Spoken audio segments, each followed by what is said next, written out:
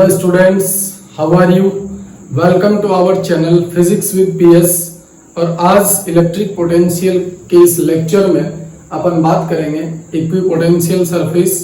समविभव पृष्ठ क्या होता है, समविभव पृष्ठ की कौन कौन सी विशेषताएं होती है, तो बात करते हैं बच्चों आज समविभव पृष्ठ। समविभव पृष्ठ इक्विपोटेंशियल सरफेस।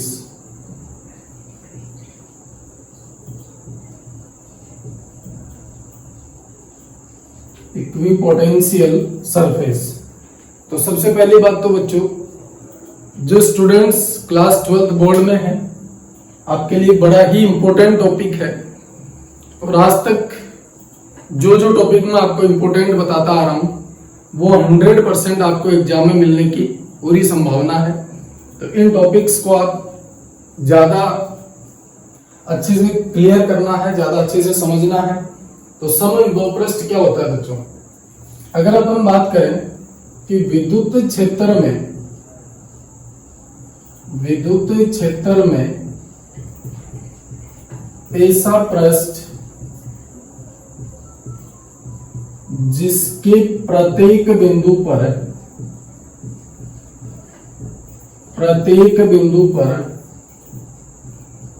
विभव समान होता है। देखो बच्चों, नाम से ही क्लियर हो रहा है समविभव पृष्ठ। नाम से ही पता चल रहा है अपने को कि विद्युत क्षेत्र में अपन कोई एक ऐसा पृष्ठ बनाए कि उस पृष्ठ के हर एक बिंदु पर विभव का मान क्या हो, समान हो, तो वो पृष्ठ कैसा कहलाता है, समविभव पृष्ठ कहलाता है। अब अपन सबसे पहले तो समविभव पृष्ठ बनता कैसे उसकी बात करते हैं, उसके बाद इसकी कुछ विशेषताओं की बात करेंगे। जैसे मान लो पहला जो एग्जाम्पल है ना, मैं आपको बोलूं कि आपके पास कोई प्लस क्यू आवेश है और इस प्लस क्यू आवेश के लिए आपको समविभव पृष्ठ का निर्माण करना है। तो सबसे पहले तो बच्चों बात अपने को ये करनी है कि प्लस क्यू आवेश के कारण जो विद्युत क्षेत्र होता है उसकी दिशा किधर होती है बच्चों, आवेश से दूर। ये लो जी, या अपन ऐसे बोले कि प्लस क्यू आवेश या धनावेश के कारण जो विद्युत बल रेखाएं होती है उनकी दिशा आवेश से दूर होती है। क्लियर है इतनी सी बात। तो अपन ने बोला कि ये प्लस क्यू आवेश है और इस प्लस क्यू आवेश के कारण जो विद्युत क्षेत्र होगा वो इस आवेश से दूर होगा। फिर अपन बात करते हैं कि समविभव पृष्ठ। तो ध्यान से देखो, मान लो मैंने एक समविभव पृष्ठ ऐसा बना दिया। ये जो समविभव पृष्ठ है बच्चों, ये कैसा है, वर्ताकार नहीं है, गोलाकार है। मान लो मेरे पास यहाँ पे कोई आवेश है, तो ये क्या करेगा, अपने चारों ओर विद्युत क्षेत्र बनाएगा। ध्यान से देखो, किसी एक लाइन में नहीं बनाएगा। अगर ऐसे लाइन में बनाता तो अपन क्या बोलते कि एक वर्ताकार समविभव पृष्ठ बन जाता। लेकिन मेरे पास मान लो कोई आवेश रखा हुआ है, तो वो आवेश क्या करेगा, अपने चारों ओर विद्युत क्षेत्र बनाएगा। तो यहाँ पर जो ये समविभव पृष्ठ बना है वो कैसा है, गोलाकार है। अब समविभव पृष्ठ है, इसका मतलब क्या हुआ, इसके ऊपर आप कितने भी पॉइंट ले लो, कहीं पर भी बात कर लो। अगर मैं किसी भी पॉइंट की बात करूं तो यहाँ पर विभव का मान क्या होगा, समान होगा। तो बच्चों V1 equals to V2 equals to V3 equals to V4। देखो समविभव पृष्ठ पर मैंने कुछ पॉइंट लिए हैं, इन सब पॉइंट पर विभव का मान क्या होगा, समान होगा बच्चों। इसीलिए अपन इसको क्या बोलते हैं, समविभव पृष्ठ। बात करें अपन किसकी, देखो जरूरी नहीं है एक ही समविभव पृष्ठ बने, आप बहुत सारे विभव पृष्ठ बना सकते हो। यहाँ पर देखो, ये दूसरा समविभव पृष्ठ हो गया, ये तीसरा समविभव पृष्ठ हो गया, ये लो जी। तो अपन एक धनावेश के कारण या एक ऋणावेश के कारण, अगर ऋणावेश होगा तो विद्युत क्षेत्र की दिशा आवेश की तरफ हो जाएगी, तब भी आपके पास क्या बनेगा, ऐसा ही समविभव पृष्ठ बनेगा। तो बच्चों 12th बोर्ड एग्जाम में आया हुआ क्वेश्चन है कि एक धनावेश के कारण समविभव पृष्ठ का निर्माण करो। तो आप क्या करोगे, ये धनावेश है, धनावेश के कारण विद्युत क्षेत्र आवेश से दूर हो जाएगा। अब आप इसके अंदर कितने भी चाहे जितने आप समविभव पृष्ठ बना सकते हो। समविभव पृष्ठ होता क्या है? अगर मैं इस विभव की इस पृष्ठ की किसी भी बिंदु की बात करूं तो विभव का मान क्या होगा बच्चों? समान होगा। तो देखते हैं अगला। ये था अपने पास सिंगल आवेश के कारण यानी एक आवेश के कारण समविभव पृष्ठ। अब अपन बात करते हैं बच्चों, जैसे मान लो आपके पास ये विद्युत क्षेत्र है, समरूप विद्युत क्षेत्र। ये आपके पास विद्युत क्षेत्र है।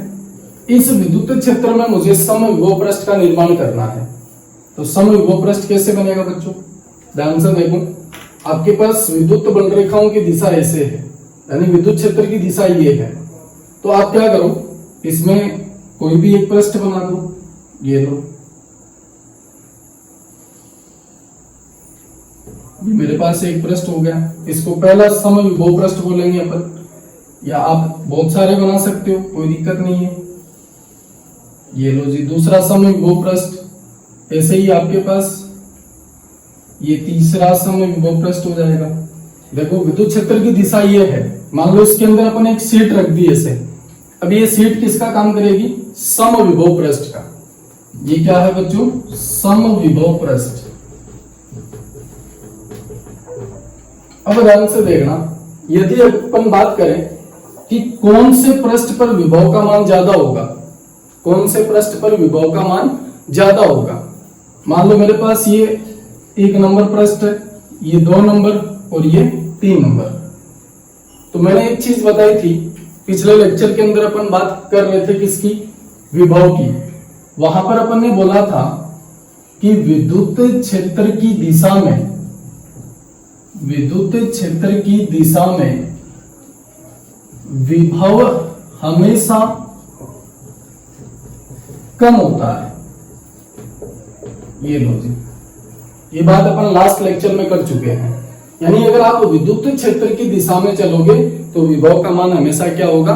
कम होगा। तो ध्यान से देखो, विद्युत क्षेत्र की दिशा ये है अपने पास। तो अगर आप विद्युत क्षेत्र की दिशा में चलोगे तो विभव का मान क्या होता जाएगा? कम। यानी अपन बोल सकते हैं कि ये जो पहला पृष्ठ है ना, इसका विभव क्या होगा? सबसे ज्यादा, फिर उससे कम V2 का, उससे कम V3 का। यानी आप जैसे जैसे विद्युत क्षेत्र की दिशा में आगे बढ़ते हुए चलोगे, विभव का मान क्या होता जाएगा बच्चों? कम होता जाएगा। क्यों? क्योंकि अपन ने पहले पढ़ा था E equals to minus dV upon dr। E equals to minus dV upon dr, ये संबंध अपन पहले पढ़ चुके हैं, जो अपने को विद्युत क्षेत्र और विद्युत विभव के मध्य संबंध बताता है। और यहां से अपन ने बोला था कि जब आप विद्युत क्षेत्र की दिशा में चलोगे तो विभव का मान क्या होता जाएगा? कम होता जाएगा। तो अपन ने बोला आप विद्युत क्षेत्र की दिशा में चल रहे हो तो पहले पृष्ठ पर विभव का मान सबसे अधिक होगा, उसके बाद दूसरे पर, उसके बाद तीसरे पे। दूसरी बात अपन ये करें कि जैसे ये पहला पृष्ठ है, इसके ऊपर मैं कितने भी बिंदु ले लूं, चाहे ये A, ये B और C, इस पूरे पृष्ठ पर विभव का मान क्या होगा बच्चों? सेम होगा। यानी अपन लिख सकते हैं VA equals to VB equals to VC। एक पृष्ठ पर आप कितने भी बिंदु लो, उन सभी बिंदुओं पर विभव का मान क्या होगा? समान होगा। इसीलिए अपन इसको क्या बोलते हैं बच्चों? समविभव पृष्ठ बोलते हैं। तो नोट करो, आगे देखते हैं।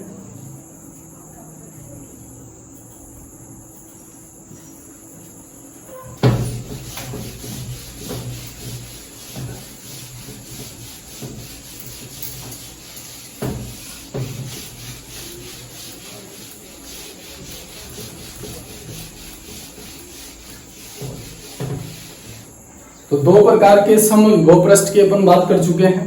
पहला, एकल आवेश के कारण, चाहे वो धनावेश हो चाहे ऋणावेश, दोनों के कारण आप समविभव पृष्ठ बना सकते हो। फिर अपन ने बोला कि आपके पास कोई एक विद्युत क्षेत्र है, उस विद्युत क्षेत्र में आप क्या करो? समविभव पृष्ठ का निर्माण करो। तो कर सकते हैं अपन, कोई दिक्कत नहीं है। तीसरा एग्जाम्पल अपन लेते हैं बच्चों, आपके पास कोई रेखीय आवेश वितरण हो, रेखीय आवेश वितरण। इस रेखीय आवेश वितरण के कारण समविभव पृष्ठ कैसा बनेगा बच्चों? ध्यान से देखो, मान लो ये मेरे पास रेखीय आवेश वितरण है। अब इसके लिए समविभव पृष्ठ कैसा बनेगा, ध्यान से देखो। पहली बात तो अगर मैं रेखीय आवेश वितरण की बात करूं तो रेखीय आवेश वितरण के कारण अगर मैं विद्युत क्षेत्र की दिशा देखूं तो ऐसे ही आती है क्या बच्चों? ये लो जी। अगर मैं इधर की ओर बात करूं तो विद्युत क्षेत्र की दिशा ये हो जाएगी। अब इसके अंदर अपन समविभव पृष्ठ कैसे बनाएंगे? तो यहां पर जो समविभव पृष्ठ बनेगा बच्चों वो कैसा बनेगा? बेलनाकार बनेगा। जैसे मान लो ये पहला समविभव पृष्ठ है, ये लो जी। अब इस समविभव पृष्ठ पे आप कितने भी बिंदु ले लो, हर एक बिंदु पर विभव का मान क्या होगा? समान होगा। आप इससे बेलनाकार जो समविभव पृष्ठ बनाया है अपन ने, इस बेलन के ऊपर आप कितने भी बिंदु ले लो, हर जगह आपको विभव का मान क्या मिलेगा बच्चों? समान मिलेगा। ऐसे ही आप बहुत सारे बना सकते हो। जैसे अगला ये बन जाएगा, ये लो। आप बहुत सारे समविभव पृष्ठ बना सकते हो। इसके ऊपर भी आप जितने बिंदु लोगे वो सारे क्या होंगे? जैसे अंदर वाले बेलन के लिए ये दूरी r बोल दो, हर जगह दूरी r ही होगी क्या? अगले वाले के लिए r डैश बोल दो, तो हर जगह दूरी कितनी होगी? r dash. तो यानी अपन बात करें कि इस आवेश वितरण से इस बेलन की ये वाली भुजा है ना, वो हर जगह समान दूरी पर है। तो यहां पर अपन बोल सकते हैं कि विभव का मान हर एक बिंदु पर क्या होगा बच्चों? समान होगा। तो ये था रेखीय आवेश वितरण के कारण समविभव पृष्ठ। अब अपन बात करते हैं बच्चों लास्ट, अगर आपके पास कोई द्विध्रुव हो, द्विध्रुव के कारण या द्विध्रुव के लिए समविभव पृष्ठ। द्विध्रुव के लिए समविभव पृष्ठ कैसे बनेगा बच्चों? तो ध्यान से देखो, जो 12th क्लास के बच्चे हैं उनके लिए बहुत ही इंपॉर्टेंट है। हर बार एक एग्जाम्पल पूछा जाता है, या तो आपको विद्युत क्षेत्र के अंदर या कोई समरूप विद्युत क्षेत्र है उसमें समविभव पृष्ठ बनाने के लिए बोलेगा, या कई बार आपको एक आवेश के कारण समविभव पृष्ठ पूछ सकता है, या फिर अपन बात करें जैसे द्विध्रुव के लिए पूछ लिया, या रेखीय आवेश वितरण के लिए आपको समविभव पृष्ठ पूछ सकता है। तो देखते हैं बच्चों, द्विध्रुव के लिए, द्विध्रुव क्या था? इसमें दो आवेश होते हैं अपने पास जिनका परिमाण तो समान होता है लेकिन दोनों आवेश विपरीत होते हैं। ध्यान से देखो, ये दोनों आवेश विपरीत आवेश हैं। तो सबसे पहले तो इन दोनों आवेशों के लिए विद्युत बल रेखाओं का निर्माण करो। विद्युत बल रेखाएं कैसे जाएंगी? इनमें से अपन को पता है कि विद्युत बल रेखाएं धनावेश से निकलती हैं और ऋणावेश में प्रवेश करती हैं। यही पढ़ा था बच्चों अपन ने। ये लो जी, ये अपने पास इस द्विध्रुव के कारण विद्युत बल रेखाएं बना दी अपन ने।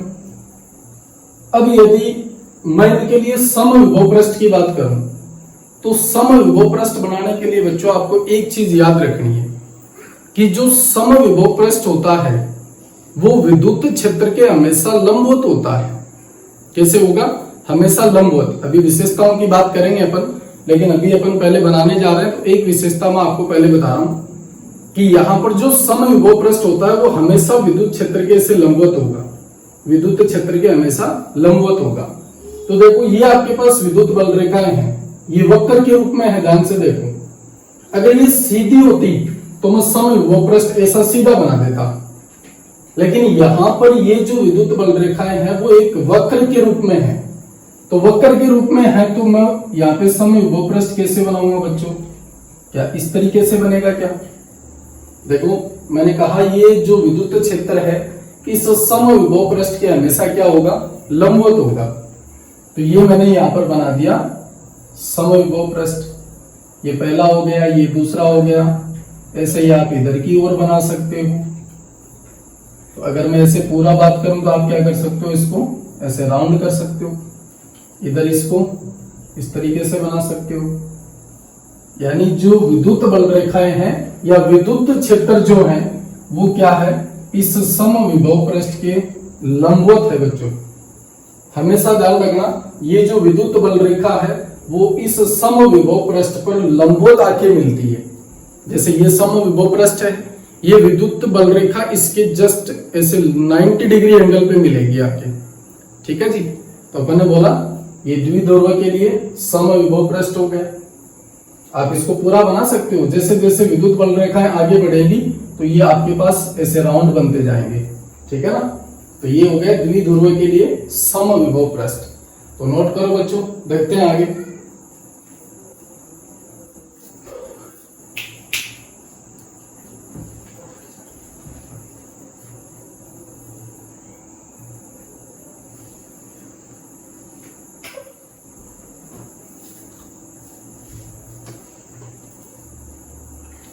चलो अब अपन बात करते हैं इन समविभव पृष्ठ की विशेषताएं कौन कौन सी होती हैं।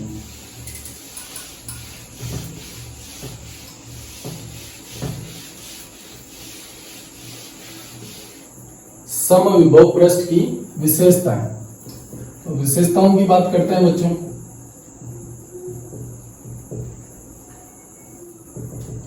ध्यान से देखो, पहली विशेषता, अगर मैं आपको बोलूं कि अपने पास ये कोई समविभव पृष्ठ है,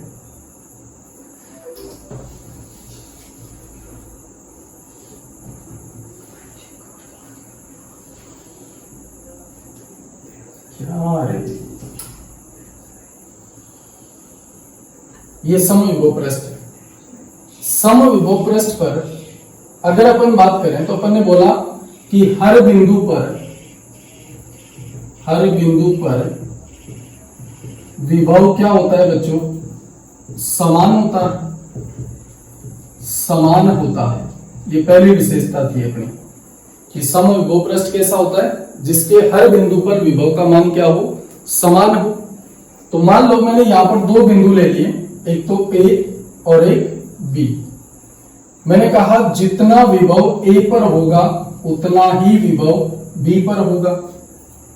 तो अब ध्यान से देखो, इन दोनों बिंदुओं के मध्य अगर मैं विभवांतर की बात करूं तो विभव का अंतर कितना हो जाएगा बच्चों, 0। ध्यान से देखो, जितना विभव यहां पे था उतना ही विभव यहां पर है, तो दोनों के बीच विभव का अंतर कितना हो गया बच्चों, 0। तो पहली बात तो आपको ये याद रखनी है कि समविभव पृष्ठ के हर एक बिंदु पर विभव का मान क्या होता है, समान होता है। चलो दूसरी विशेषता देखते हैं अपन। अगर अपन बात करें कि समविभव पृष्ठ पर किसी आवेश को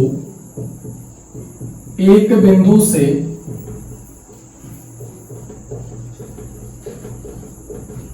दूसरे बिंदु तक लाने में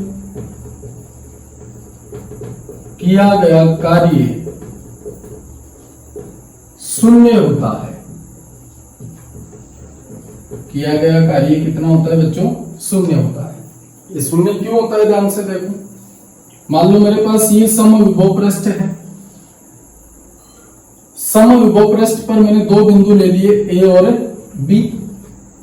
मैंने कहा कि B पर आपके पास कोई आवेश रखा हुआ है, इस आवेश को आप बिंदु A तक लेके आओ। तो आपने विभवांतर की परिभाषा पढ़ी होगी बहुत अच्छी तरीके से कि विद्युत क्षेत्र में जब अपन किसी आवेश को एक बिंदु से दूसरे बिंदु तक लाते हैं तो किया गया कार्य विभवांतर कहलाता है। तो अगर मैं इन दोनों के बीच विभवांतर की बात करूं तो VA minus VB equals to W upon Q। आप आवेश, किस आवेश को लेके आ रहे हो, Q आवेश को। अब ध्यान से देखो, समविभव पृष्ठ है, समविभव पृष्ठ है तो विभव का अंतर कितना होगा बच्चों, 0।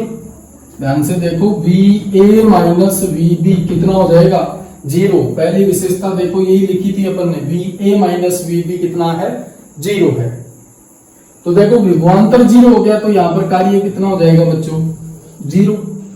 तो समविभव पृष्ठ का एक सबसे अच्छी बात यह है कि इस समविभव पृष्ठ पर आप किसी आवेश को एक बिंदु से दूसरे बिंदु तक लेके जाओ तो किया गया कार्य क्या होगा बच्चों, 0। क्यों होगा, क्योंकि वहां पर किसी प्रकार का कोई विभवांतर नहीं होगा, क्योंकि हर एक बिंदु पर विभव का मान क्या होता है, समान होता है। तो विभव का अंतर 0 हो गया और विभव का अंतर 0 होने के कारण किया गया कार्य क्या हो जाएगा बच्चों, 0। चलो नोट करो, अगली विशेषता देखते हैं।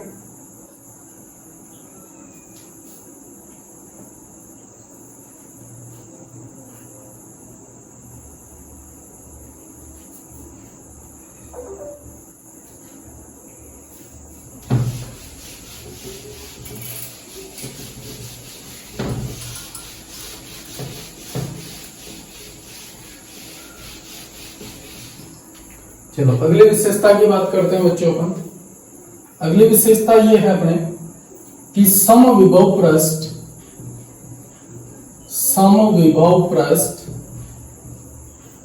विद्युत क्षेत्र के हमेशा लंबवत होता है।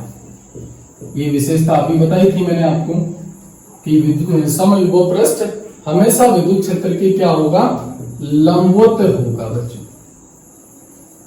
किस प्रकार, ध्यान से देखो। जैसे मान लो मैंने ये भी एक समविभव पृष्ठ बनाया था विद्युत क्षेत्र के अंदर। ये मान लो आपके पास विद्युत क्षेत्र की दिशा है, तो यहाँ पर समविभव पृष्ठ कैसा बनेगा, इस तरीके से। यहाँ पर कोई भी एक पृष्ठ खड़ा कर दो ऐसे बीच में, ठीक है जी। तो इस, अब देखो ध्यान से, ये पृष्ठ ऐसे है, ध्यान से देखो बच्चों, ये पृष्ठ ऐसे है, तो ऐसे होगा तो क्या होगा, ध्यान से देखो, विद्युत क्षेत्र इसके लंबवत होगा हमेशा।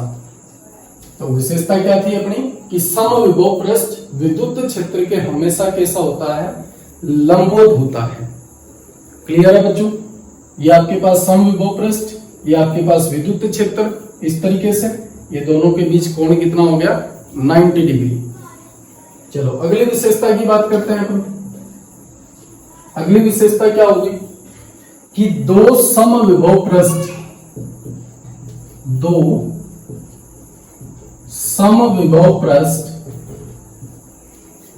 एक दूसरे को प्रतिच्छेद नहीं करते हैं। अब देखो बच्चों, ये भी इंपॉर्टेंट प्रॉपर्टी है अपनी कि दो समविभव पृष्ठ कभी भी एक दूसरे को प्रतिच्छेद नहीं करते हैं। जैसे मान लो ये आपके पास एक समविभव पृष्ठ हो गया, एक समविभव पृष्ठ ये हो गया। अगर ये दोनों एक दूसरे को प्रतिच्छेद करें तो ध्यान से देखो, ये समविभव पृष्ठ ऐसे, तो यहां पर विद्युत क्षेत्र की दिशा ये वाली हो जाएगी। अगर मैं इसकी बात करूं तो इसके लिए विद्युत क्षेत्र की दिशा ये हो जाएगी। मैंने कहा विद्युत क्षेत्र हमेशा समविभव पृष्ठ के क्या होगा बच्चों, लंबवत होगा। तो ये समविभव पृष्ठ है तो विद्युत क्षेत्र की दिशा ये हो जाएगी। अगर ये समविभव पृष्ठ है तो विद्युत क्षेत्र की दिशा ये हो जाएगी। अब ध्यान से देखो, यहां पर अगर मैं विद्युत क्षेत्र और इन समविभव पृष्ठ की बात करूं तो यहां पर विभव का मान अलग अलग मिलेगा। आपको मिल रहा है कि नहीं मिल रहा, देखो विभव का मान अलग अलग मिलेगा दोनों बिंदुओं पर। लेकिन समविभव पृष्ठ के बारे में अपन ने क्या पढ़ा था कि समविभव पृष्ठ ऐसा पृष्ठ होता है जिसके प्रत्येक बिंदु पर विभव का मान क्या हो, समान हो। तो यदि आपके पास दो समविभव पृष्ठ एक दूसरे को प्रतिच्छेद करते हैं तो वहां पर विभव दो मिलते हैं, अपने को अलग अलग वैल्यू मिलती है, जो पॉसिबल नहीं है। अरे समविभव पृष्ठ की कंडीशन को संतुष्टि नहीं करेगी तो वो फिर समविभव पृष्ठ नहीं कहलाएगा। क्लियर है बच्चों। चलो देखते हैं आगे, नोट करो जल्दी।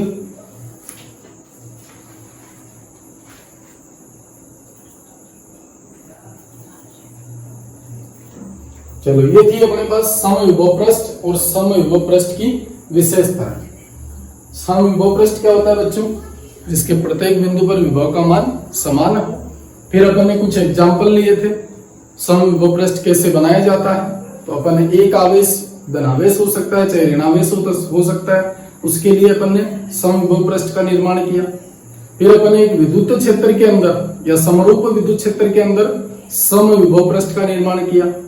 फिर अपन ने एक रेखीय आवेश वितरण के कारण समविभव पृष्ठ का निर्माण किया और लास्ट में अपन ने द्विध्रुव के कारण जो समविभव पृष्ठ बनेगा उसकी बात की। फिर अपन ने इसकी कुछ विशेषताएं थी कि समविभव पृष्ठ पर विभवांतर शून्य होता है, आवेश को एक बिंदु से दूसरे बिंदु तक ले जाने में किया गया कार्य 0 होता है, दो समविभव पृष्ठ कभी भी एक दूसरे को प्रतिच्छेद नहीं करते हैं, समविभव पृष्ठ विद्युत क्षेत्र के हमेशा लंबवत होता है। तो ये था अपने पास समविभव पृष्ठ। अब आगे बात करते हैं अपन बच्चों, नोट करो जल्दी इसको।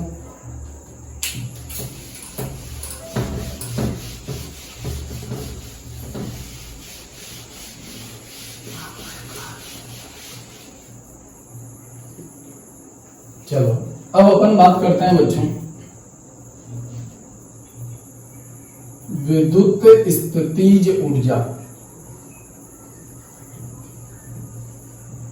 विद्युत स्थितिज ऊर्जा जिसको अपन U से रिप्रेजेंट करते हैं। विद्युत स्थितिज ऊर्जा क्या होती है बच्चों? सबसे पहली बात तो आपको ये याद रखना है कि विद्युत स्थितिज ऊर्जा किसी एक आवेश के लिए परिभाषित नहीं है। पहली बात तो आपको क्या याद रखनी है कि विद्युत स्थितिज ऊर्जा एक आवेश के लिए, अपन सिंगल आवेश की बात करें तो एक आवेश के लिए परिभाषित नहीं है, परिभाषित नहीं है। अगर अपन बात करें विद्युत स्थितिज ऊर्जा की तो इसको परिभाषित करने के लिए अपने को आवेशों का एक निकाय चाहिए, यानी अपन ऐसे बोल सकते हैं कि कम से कम अपने को दो आवेश चाहिए, तभी अपन उस निकाय की विद्युत स्थितिज ऊर्जा बता सकते हैं। एक आवेश के लिए विद्युत स्थितिज ऊर्जा परिभाषित नहीं है। अब क्यों नहीं है उसका रीजन अपने को पता लग जाएगा अभी। दूसरी बात बच्चों पर ये करते हैं कि फिजिक्स में स्थितिज ऊर्जा परिभाषित नहीं है। क्या परिभाषित है? स्थितिज ऊर्जा में परिवर्तन। ध्यान से सुनो बच्चों, स्थितिज ऊर्जा में परिवर्तन, ठीक है जी। अब स्थितिज ऊर्जा में परिवर्तन क्या होता है बच्चों? अगर मैं बात करूं स्थितिज ऊर्जा फाइनल माइनस स्थितिज ऊर्जा इनिशियल, यानी अंतिम स्थितिज ऊर्जा माइनस प्रारंभिक स्थितिज ऊर्जा, और ये किसके बराबर होती है बच्चों? ये होती है किए गए कार्य के बराबर। और ये कार्य किसके द्वारा किया जाएगा बच्चों? सारंशी बल के द्वारा। किसके द्वारा? सारंशी बल के द्वारा। बस यही है आपके पास स्थितिज ऊर्जा में परिवर्तन। मैंने क्या कहा था कि फिजिक्स में स्थितिज ऊर्जा परिभाषित नहीं है। क्या परिभाषित है? स्थितिज ऊर्जा में परिवर्तन। और स्थितिज ऊर्जा में परिवर्तन किसके बराबर होगा बच्चों? ऋणात्मक कार्य के। और ये कार्य किसके द्वारा किया जाएगा? सारंशी बल के द्वारा।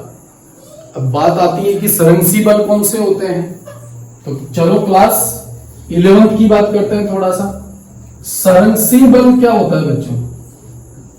सारंशी बल, सारंशी बल सबसे पहली बात ये याद रखनी है कि सारंशी बल के द्वारा किया गया कार्य पथ पर निर्भर नहीं करता, पथ पर निर्भर नहीं करता। पहली बात तो ये, आप किसी आवेश को, जैसे मान लो ए से बी की बात करो, तो आप ए से बी तक आप इस रास्ते से जाओ, चाहे इस रास्ते से जाओ, चाहे इस रास्ते से जाओ, यहां पर किया गया कार्य पथ पर निर्भर नहीं करेगा। दूसरी बात बच्चों आपको ये याद रखनी है कि सारंशी बल द्वारा किया गया कार्य एक बंद पथ में शून्य होता है। क्या होता है बच्चों? बंद पथ में किया गया कार्य शून्य होता है। ये अपन बात करेंगे अभी। जैसे आप ए से बी तक गए तो कार्य मान लो धनात्मक है, तो वापस बी से ए तक आओगे तो कार्य क्या हो जाएगा? ऋणात्मक। तो टोटल कार्य कितना हो गया बच्चों? 0। तो मैंने कहा कि किया गया कार्य किसके द्वारा? सारंशी बल के द्वारा। किया गया कार्य एक बंद पथ में कितना होता है? 0। अब अपन बात करते हैं बच्चों किसकी, संरक्षी बल होते कौन कौन से हैं। एक तो अपन 11th क्लास में बात करते हैं गुरुत्वाकर्षण बल की, ग्रेविटेशनल फोर्स की। गुरुत्वाकर्षण बल भी कैसा होता है बच्चों? संरक्षी बल। दूसरा अपन बात करें किसकी, स्प्रिंग बल की। स्प्रिंग के अंदर जो बल उत्पन्न होता है वो भी कैसा होता है बच्चों? संरक्षी बल होता है। अगर अपन बात करें यहाँ पर स्थिर वैद्युत बल की, दो आवेशों के बीच लगने वाला स्थिर वैद्युत बल, वो भी कैसा होता है बच्चों? संरक्षी बल होता है। तो अपन बात करते हैं किसकी, स्थितिज ऊर्जा में परिवर्तन की। तो अपन ने बोला कि स्थितिज ऊर्जा में परिवर्तन किसके बराबर होगा? संरक्षी बल द्वारा किए गए कार्य का ऋणात्मक के बराबर। देखो माइनस W, किया गया कार्य कैसा होगा? माइनस, और ये कार्य किसके द्वारा किया जाता है बच्चों? संरक्षी बल के द्वारा। अब ध्यान से देखो, अपन बात करते हैं विद्युत स्थितिज ऊर्जा की। अपन ने बोला एक आवेश के लिए अपन स्थितिज ऊर्जा नहीं बता सकते, इसके लिए अपने को कम से कम 2 आवेश चाहिए या फिर 2 से अधिक होने चाहिए। एक आवेश के लिए नहीं बता पाएंगे। तो बात करते हैं बच्चों, यहां तक नोट करो, आगे देखते हैं। अभी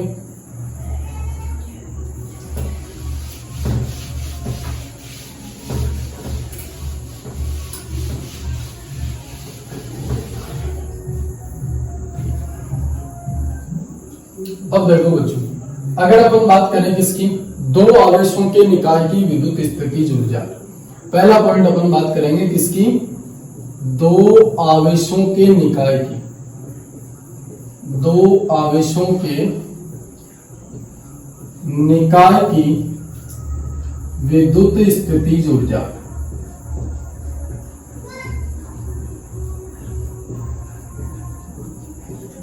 अब देखो विद्युत स्थितिज ऊर्जा कैसे निकालेंगे बच्चों अपन।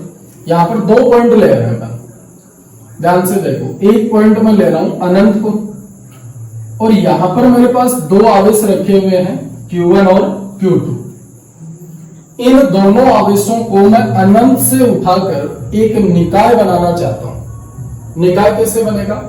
मान लो यहां से मैं Q1 आवेश को लेके आया और यहां पे लाके रख दिया, दूसरे आवेश को इस आवेश से r दूरी पर लाके रख देता हूं Q2। तो ये मेरे पास 2 आवेश का एक निकाय बन गया कि 2 आवेश किस दूरी पर स्थित है? r दूरी पर स्थित है।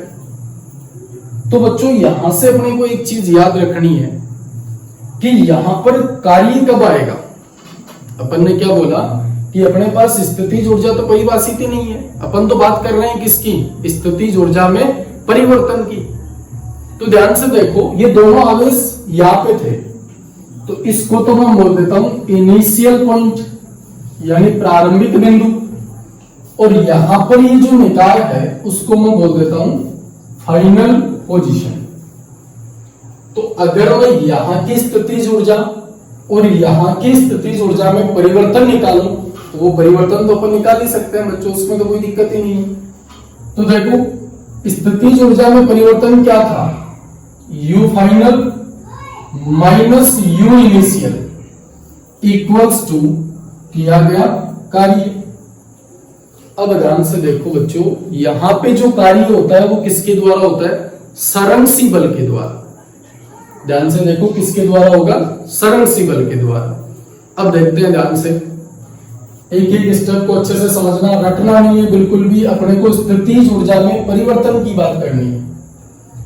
तो देखो बच्चों, अगर मैं इस पहले आवेश को यहां पे लेके आऊं, एक बार इसको मिटा रहा हूं मैं, अगर मैं इस पहले आवेश को लेके आऊं कहां से?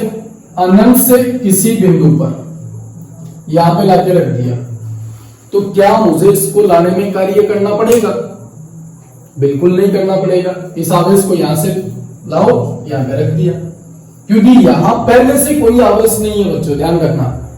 जब मैं इस Q1 आवेश को लेके आ रहा था तो मेरे पास यहां पहले से कोई आवेश नहीं था, और कोई आवेश नहीं था इसका मतलब यहां पर कोई विद्युत क्षेत्र भी नहीं होगा कि उसके विपरीत लाने में अपने को कार्य करना पड़े। तो ये 2 आवेश थे मेरे पास, एक आवेश को अनंत से लाकर मैंने यहां पे रख दिया, तो मेरे द्वारा कोई कार्य नहीं किया गया। क्लियर है बच्चों इतनी सी बात? तो अगर मैं बोलूं कि यहां पर Q1 आवेश को लाने में किया गया कार्य कितना मान लूं W1 और वो कितना हो जाएगा बच्चों 0। चलो Q1 आवेश का काम हो गया। अब अपन बात करते हैं किसकी, इस Q2 आवेश को लाकर आपको R दूरी पर रखना है। देखो Q2 आवेश को लाकर कहां पे रखना है, R दूरी पर। तो अब यहां पर देखो कार्य कौन करेगा बच्चों, ध्यान से देखना। अगर मैं बोलूं कि इस Q1 आवेश, यहां से आपने Q1 आवेश को पहले से लाके रख दिया, अब आप इस Q2 आवेश को लाओगे तो Q1 भी धनावेश है और Q2 भी धनावेश, तो ये क्या करेंगे, एक दूसरे को प्रतिकर्षित करेंगे। ध्यान से देखो, मान लो मैंने इस Q2 आवेश को लाके यहां पे रख लिया सपोज करो, और ये दूरी कितनी है, x है, तो ये Q1 Q2 को प्रतिकर्षित करेगा इस वाली दिशा में। कितना बल लगाकर, F equals to K Q1 Q2 upon x square बल लगा के। ध्यान से देखो, अपन ने बोला कि जब आप Q1 आवेश को लेके आ रहे थे तो यहाँ पर कोई विद्युत क्षेत्र नहीं था, आपके द्वारा किया गया कार्य 0 हो जाएगा। आपने आवेश को लाके रख दिया, कोई कार्य नहीं करना पड़ा।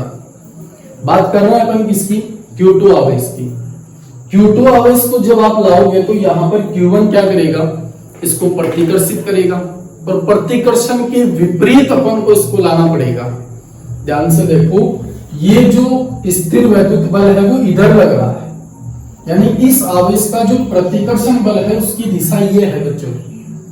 अब इसके अपोजिट मुझे इस आवेश को लाना है, तो मैं क्या करूंगा बच्चों, इसके विपरीत बाह्य बल लगाऊंगा कि नहीं लगाऊंगा, अरे लगाना पड़ेगा मुझे। देखो Q1 आवेश इसको इधर भेज रहा है, लेकिन अपन इसको इधर लाना चाह रहे हैं कि तू यहां पे चल, तो क्या करना पड़ेगा, बाह्य बल लगाना पड़ेगा।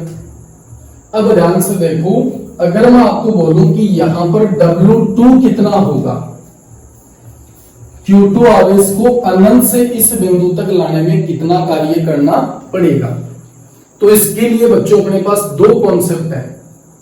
एक तो चलो अपन विद्युत विभव की बात करते हैं। बिंदु आवेश के कारण अपन ने विद्युत विभव पढ़ा था, कैसे, एक आवेश यहां पे था, इससे R दूरी पर एक बिंदु P लिया था, और इस बिंदु P पर अपन को विभव बताना था। तो अपन ने क्या किया, अनंत से एक परीक्षण आवेश को इस बिंदु P पर लेके आए थे, और वहां पर कार्य कितना आया था बच्चों, K Q0 अपॉन R, यही आया था क्या। एक तो ये प्रोसेस है कि आप इस Q2 को यहां R दूरी पर लाके रख रहे हो, तो आपको क्या करना पड़ेगा, कार्य करना पड़ेगा। एक तो कार्य वैसे निकाल लो कि आप पहले इसको x दूरी पे लाके रख लो, फिर dx डिस्प्लेसमेंट यानी dx विस्थापन में कार्य निकालो, dw बराबर f डॉट dx। एक काम तो ये करो, या फिर अपने पास दूसरा इलाज ये है कि इस Q2 आवेश को आप बिंदु या R दूरी पे लाके रख रहे हो, तो अपन क्या कर सकते हैं, विभवांतर की परिभाषा से क्या हो जाएगा, या फिर W2 में आपको सीधा बता रहा हूं। देखो Q1 आवेश यहां पर जो विभव बनाएगा, देखो इस Q2 को छोड़ो एक बार, ये वाला Q1 आवेश यहां पर कितना विभव बनाएगा, K Q1 बाई R, इतना ही बनाएगा क्या। अब यहां से देखो विभव का फॉर्मूला क्या था, V equals to W upon Q। यहां पर Q कौन सा आता है बच्चों, जिस आवेश को अपन लेकर आते हैं, तो यहां पर कौन से आवेश को लेकर आ रहे हैं अपन, Q2 आवेश को, तो यहां से W इक्वल्स टू क्या हो जाएगा, V इंटू Q2। देखो बहुत छोटा सा तरीका बता रहा हूं आपको, आपके पास ये मेथड भी है। आप अनंत से इस आवेश को बिंदु P तक ले आओ, या अपन ऐसे बोलेंगे इस Q2 आवेश को अनंत से कहां पे ले आओ, R दूरी पर ले आओ, तो R दूरी पर लाने में कार्य निकाल लो, कितना आएगा। ध्यान से देखो, इस Q2 आवेश को आप अनंत से यहां तक लाओगे तो कितना कार्य करना पड़ता है आपको, एक आवेश पहले भी है यहां पर, तो K Q1 Q2 upon R के बराबर कार्य करना पड़ेगा, यही तो बात है। लेकिन एक तरीका अपने पास ये है सीधा सा कि Q1 आवेश इस R दूरी पर कितना विभव बनाएगा, V equals to W upon Q2। देखो ये दो बिंदु है मेरे पास, पूरा ही देख लेते हैं। चलो ये मेरे पास ध्यान से देखो ए बिंदु है, इसको मैंने बोला है बी बिंदु। आप इस वाले बिंदु पर विभव देखना चाहते हो तो मुझे क्या करना पड़ेगा, अनंत से इस आवेश को लाना पड़ेगा। तो एक बिंदु तो मैंने बी ले लिया और एक बिंदु अनंत ले लिया, तो VB माइनस वी अनंत equals to W upon Q2। शायद अब समझ गए होंगे आप, ये बात अपन पहले कर चुके हैं। VB माइनस वी अनंत equals to W upon Q2, और आपको पता है कि अनंत पर विभव कितना होता है बच्चों, 0। तो यहां पर VB कितना आ जाएगा, W अपॉन Q2। तो W इक्वल्स टू क्या आ जाएगा, VB इंटू Q2। बोलो इतनी कहानी समझ में आ गई। W equals to VB into Q2। अब ये जो कार्य है वो किसको लाने में है, इस Q2 आवेश को लाने में किया गया कार्य है बच्चों। अब एक बार नोट करो इसको।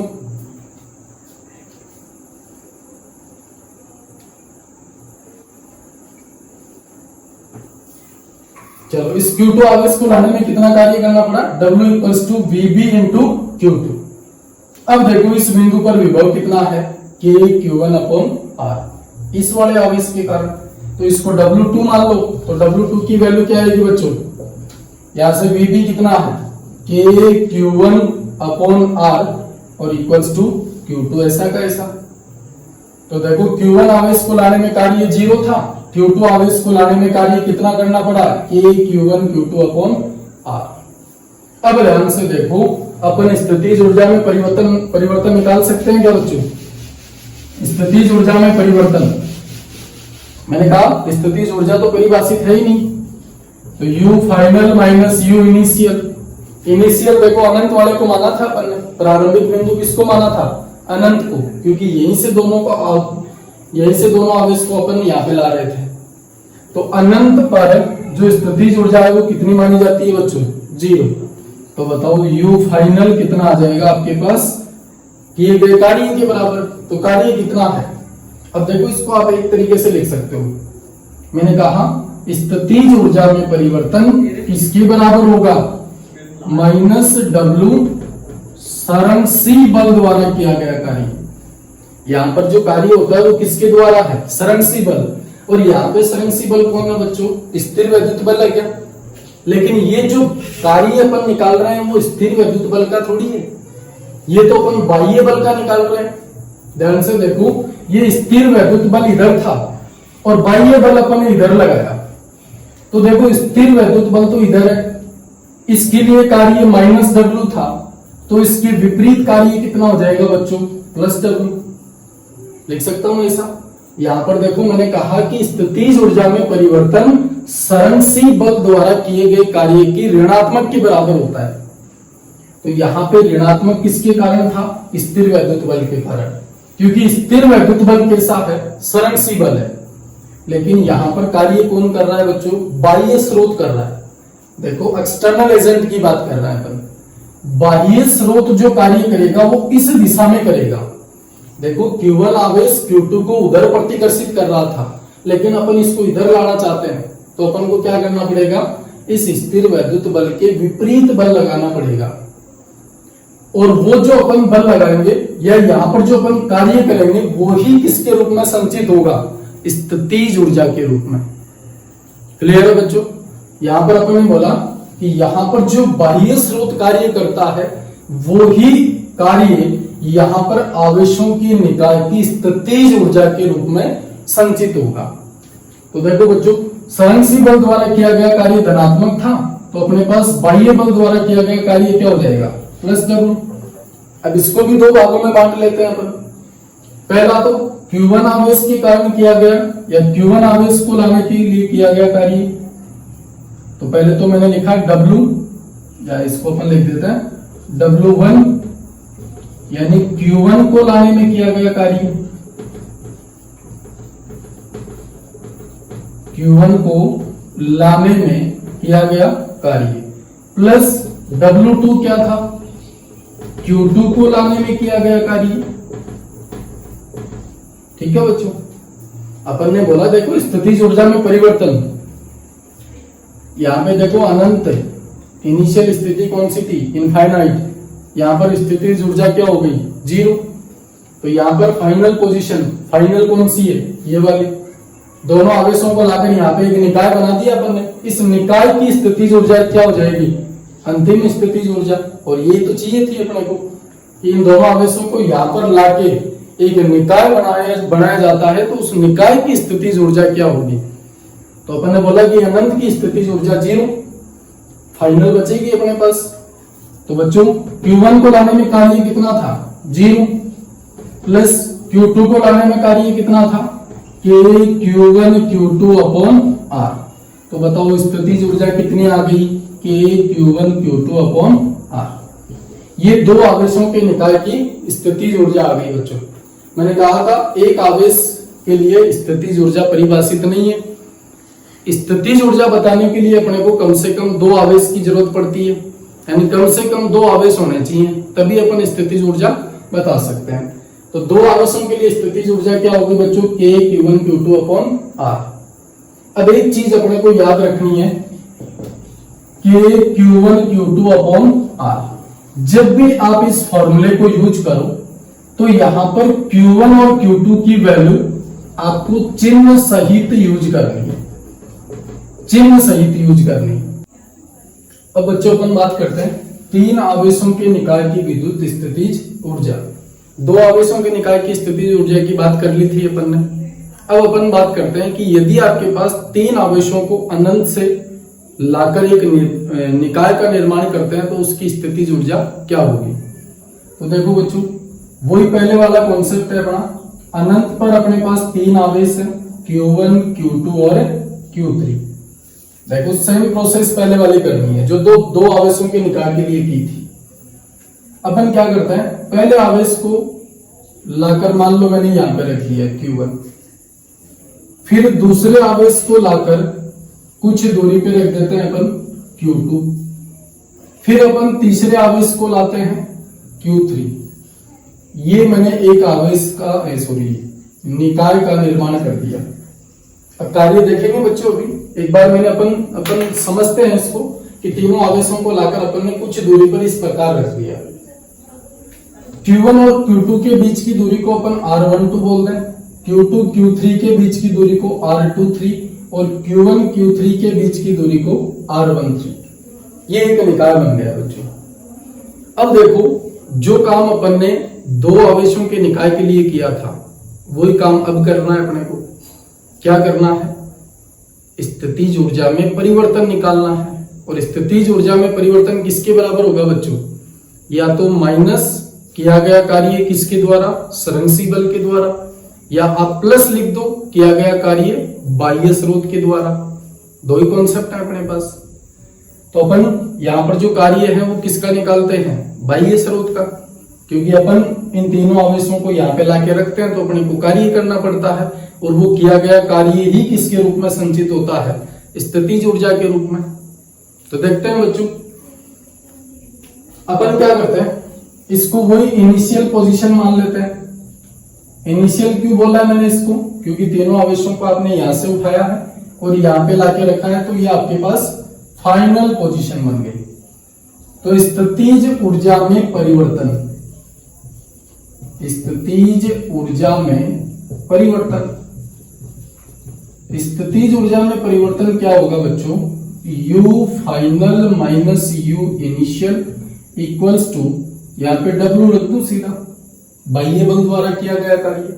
सरंसी बल तो क्या कर रहा था, इस बाह्य बल के विरुद्ध विपरीत कार्य कर रहा था।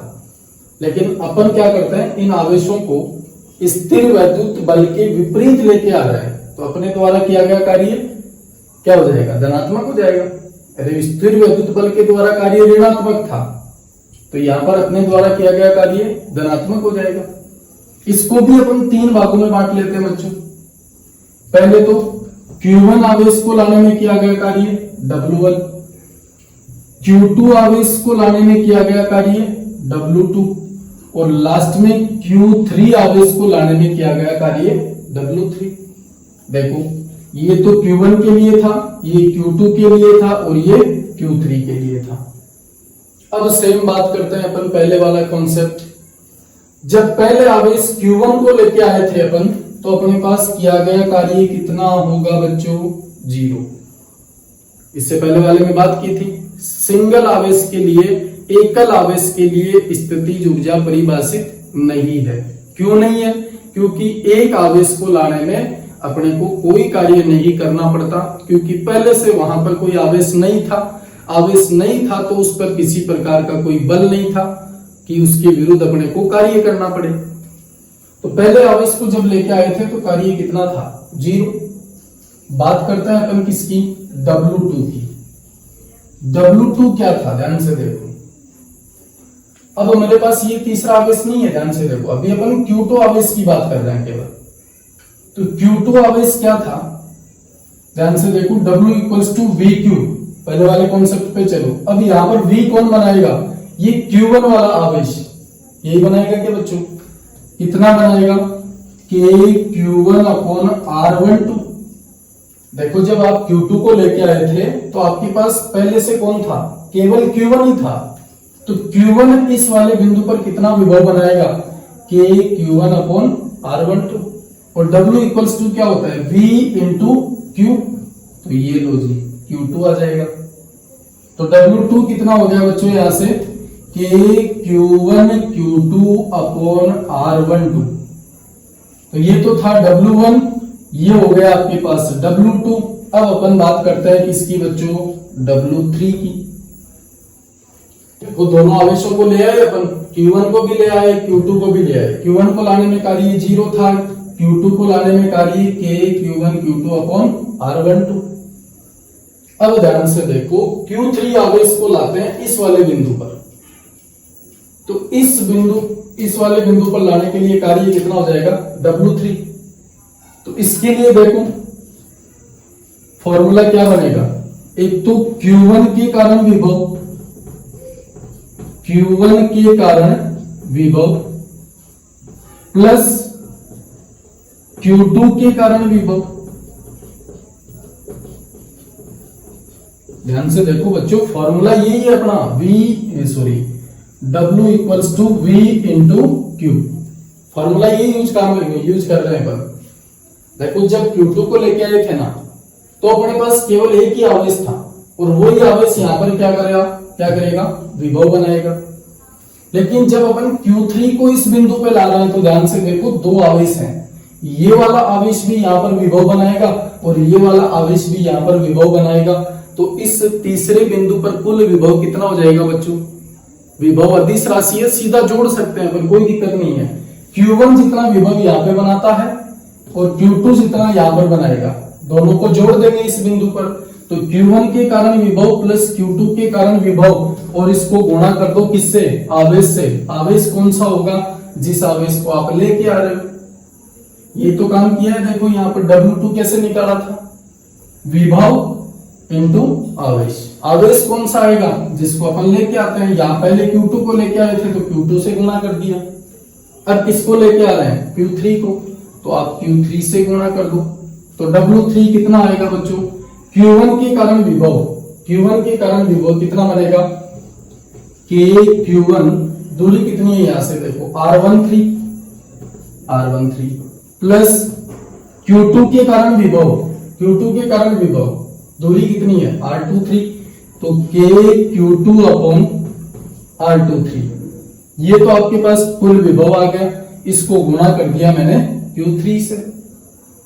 अब देखो Q3 से अंदर गुणा करो तो W3 कितना आएगा अपने पास? पहला जो बन गया वो तो KQ1 Q3 upon R13 plus KQ2 Q3 upon R23। बोलो, इस Q3 को मैंने इन दोनों टर्म से गुणा कर दिया। दोनों टर्म से गुणा करोगे तो आपके पास बनेगा KQ1 Q3 upon R13 plus KQ2 Q3 upon R23। ये बच्चों आपके पास क्या आ गया? W3। अब देखो मेन अपना कॉन्सेप्ट ये रहा बीच में, ध्यान से देखो, ये वाला स्थितिज ऊर्जा में परिवर्तन निकालना था। फिर अपन ने बोला कि इनिशियल स्थिति ये अनंत पर है, तो अनंत पर विद्युत स्थितिज ऊर्जा क्या हो जाएगी बच्चों? 0। तो फाइनल कौन सी है? इस निकाय की स्थितिज ऊर्जा। तो अपने पास U कितना आ जाएगा बच्चों, W1 plus W2 plus W3। तो W1 तो आपके पास कितना है, 0 है। W2 कितना है बच्चों आपके पास, K Q1 Q2 upon R12 plus W3 आपके पास ये रहा, तो K Q1 Q3 upon R13 plus K Q2 Q3 upon R23। ये लो बच्चों, इस निकाय की कुल विद्युत स्थितिज ऊर्जा आ गई। कुछ भी नहीं करना, अपन के पास 3 आवेश थे, तीनों आवेशों को अनंत से उठाकर एक निकाय बनाया। निकाय बनाने के बाद अपन ने क्या किया, तीनों आवेशों को लाने में कार्य निकाल लिया। कार्य क्या था, V बराबर W अपॉन Q होता है, तो W इक्वल्स टू क्या हो जाएगा, VQ। उस वाले फॉर्मूले से अपन ने W1 W2 और W3 तीनों कार्य निकाल लिए। फिर अपन ने बोला कि स्थितिज ऊर्जा में परिवर्तन किसके बराबर होगा, तीनों कार्य के बराबर, W1 plus W2 plus W3। याद रखना यहाँ पे W1 W2 W3 तीनों जो कार्य हैं वो किसके द्वारा किए जा रहे हैं, बाह्य स्रोत के द्वारा। तो मिलते हैं बच्चों अगले लेक्चर में, तब तक के लिए थैंक यू।